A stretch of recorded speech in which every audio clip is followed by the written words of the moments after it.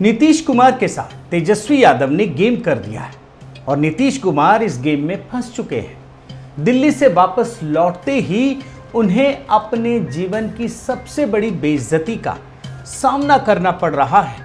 केसीआर से लेकर ममता तक, राहुल से लेकर केजरीवाल तक, अभी जो नई कहानी बनी है ना, वो तो मैं आपको दिखाऊंगा। लेकिन सबसे पहले मैं ये दिखाता हूं कि जिस तेजस्वी यादव के साथ नीतीश कुमार ने सरकार बनाई है, वो तेजस्वी यादव और उनका पूरा परिवार नीतीश कुमार को क्या कहता था। फ्लैशबैक में कुछ चीजें आपको दिखाना चाहता हूं, आप देखिए। पलटू राम ही कहिए। पलटू राम है, पलट गए। पलटू चाचा के नाम से जाने जाते हैं। पलटू चाचा जी। अब जिसे ये परिवार पलटू राम कहता था, उस पर ये कितना विश्वास करता होगा। लेकिन चूंकि सरकार तो बना ली है, पर क्या उन जख्मों को ये परिवार भूला होगा जिसे नीतीश कुमार ने दिया है? जाहिर है तेजस्वी यादव ने नीतीश को सबक सिखाने के लिए एक नई रणनीति तैयार की है, जिसमें सांप भी मर जाए और लाठी भी ना टूटे। और इसके लिए जो सामने खड़ा किया गया शख्स है, वो जानते हैं कोई और नहीं है, नीतीश कुमार के पुराने सिपाही हैं जीतन राम मांझी। उनका एक बयान सुनिए। मुख्यमंत्री न कहिए, प्रधानमंत्री कहिए तो ज्यादा अच्छा लगता है। मतलब तेजस्वी यादव और उनके सहयोगियों ने नीतीश कुमार को अभी से प्रधानमंत्री कहना शुरू कर दिया है। रणनीति ये है कि नीतीश कुमार प्रधानमंत्री के मायाजाल में उलझे ही रहे। साथियों नमस्कार, मैं हरिश्चंद्र बर्णवाल।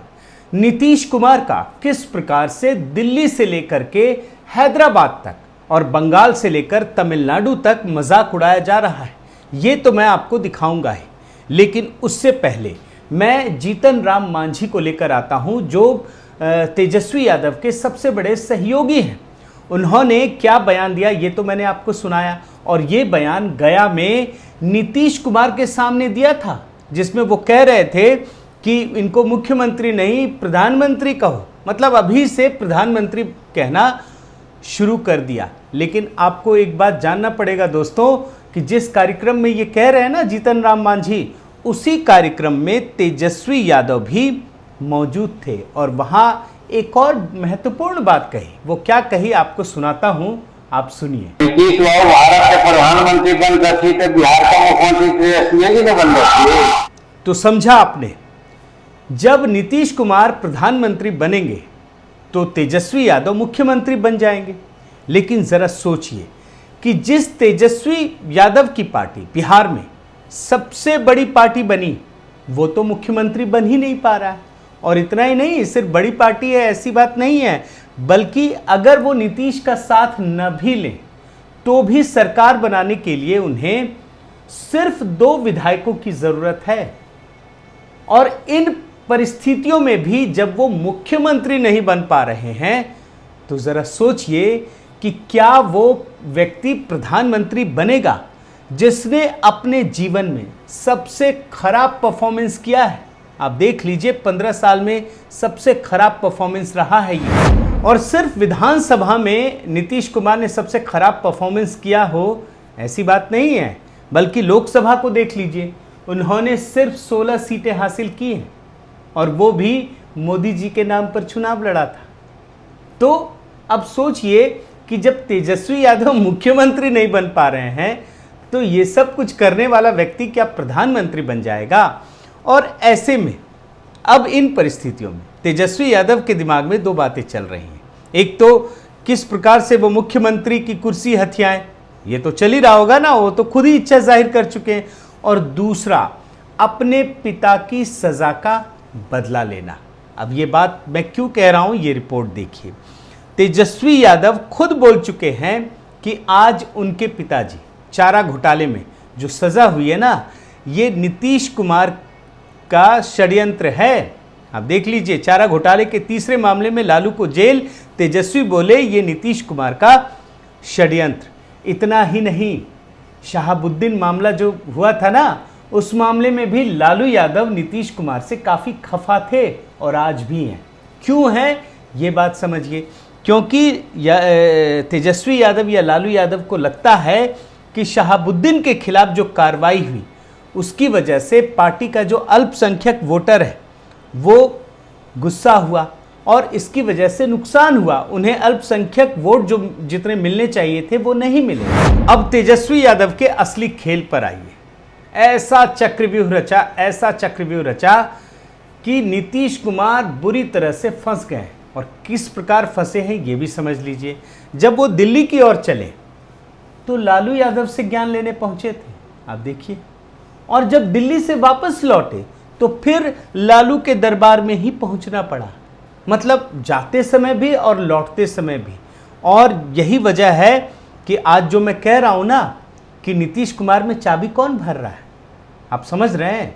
और चाबी भरने का असर ये है कि मीडिया वाले दिखा रहे हैं कि वो तो नहीं कह रहे हैं कि प्रधानमंत्री बनने की इच्छा है, लेकिन वो कह चुके हैं। और मैं आपको दिखा चुका हूं पहले भी। मैं एक बार फिर से आपको एक छोटा सा बयान सुना देता हूं, सुनिए। हम तो चाहते भी नहीं थे बनना, लेकिन हमको लोगों के मान लिया। यानी तेजस्वी यादव के हवा भरने के बाद नीतीश कुमार को प्रधानमंत्री बनने की इच्छा जगी और उसके बाद मिशन में लगा दिया। बिहार में जो चल रहा है ना, जंगल राज्य की बात हो रही है ना, वो तो आप देख ही रहे हैं किसका राज चल रहा है। उनको प्रधानमंत्री बनने के मिशन में लगा दिया। वो सीधे केसीआर को से पहली मुलाकात हुई थी, आप देख लीजिए। और ये तो याद होगा ना, उठिए ना, बैठिए ना, छोड़िए ना। फिर से एक बार याद दिला देता हूँ, देख लीजिए, फिर आगे की कहानी बताता हूँ।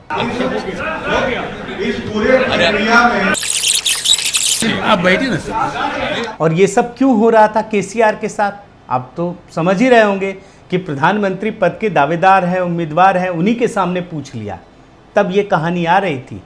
अब जैसे ही केसीआर अपने तेलंगाना पहुंचे और दिल्ली से ये वापस लौटे, जानते हैं केसीआर ने क्या किया है? रिपोर्ट देखिए। वो नेशनल पार्टी लॉन्च करने वाले हैं। केसीआर जानते हैं कि जब बिहार में तीसरे नंबर की पार्टी का नेता प्रधानमंत्री बनने की ताल ठोक रहा है, तो मैं तो तेलंगाना में नंबर 1 पार्टी हूं यार, मैं क्यों नहीं बनूंगा? तो वो भी नेशनल पार्टी लॉन्च करने लगे। तो ये है नीतीश कुमार की हैसियत। और सिर्फ बात इतनी नहीं है, मैं आपको ममता दीदी के पास लेकर चलता हूं। देखिए, उन्होंने भी तीर कमान से निकाल लिया और कहा कि 2024 में हम खेला करेंगे। सुनिए, 2024 एमन खेला खेलबो। और ममता दीदी ने यह भी कहा कि ये जो खेला होगा ना 2024 का, वो कोलकाता से होगा, बंगाल से होगा और सारे नेता उन्हीं के साथ होंगे। ये भी आप एक छोटा सा बयान सुन लीजिए। খেলাটা বাংলা থেকেই তৈরি হবে। এখন তো আমরা একসাথে, ওদিকে নীতিশজি আছে, ওদিকে অখিলেশ আছে, ওদিকে হেমন্ত আছে, ওদিকে আমি আছি, ওদিকে আমাদের বন্ধুরা আছে, সর্বত্র আছি আমরা, সব এক হয়ে যাবে দেখবেন। अब इसके बाद नीतीश के अगले कदम को देखिए। जब वो दिल्ली पहुंचे थे तो किनसे मुलाकात की थी? पहली मुलाकात राहुल गांधी से की थी, याद ही होगा आपको।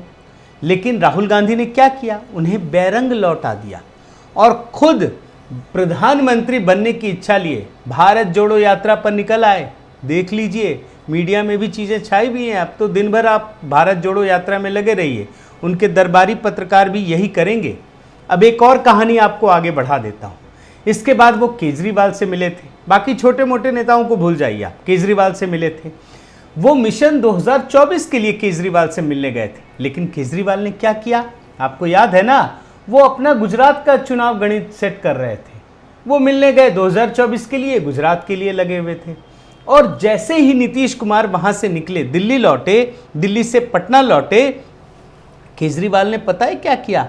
वो सीधे हरियाणा पहुंच गए और वहां पर मोदी जी की नकल करते हुए मेक इंडिया नंबर 1 का मिशन लॉन्च कर दिया। क्या लगता है आपको, ये व्यक्ति नीतीश कुमार को प्रधानमंत्री बनाएगा?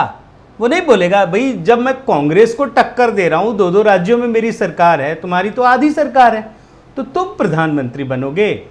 तो ये है स्थिति।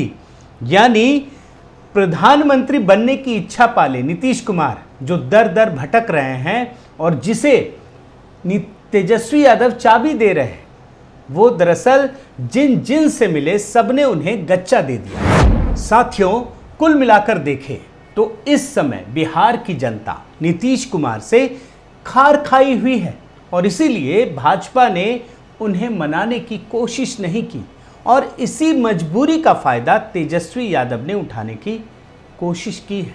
इसीलिए याद रखिए, आने वाले दिनों में बिहार के इस राजनीतिक उठापटक में घमासान और भी देखने को मिलेंगे, बहुत सारी चीज़ें देखने को मिलेंगी, लेकिन मोदी से चुनौती लेने वाले, मोदी को चुनौती देने वाले नीतीश कुमार की फजीहत तय है, इतना आप ज़रूर मान लीजिए।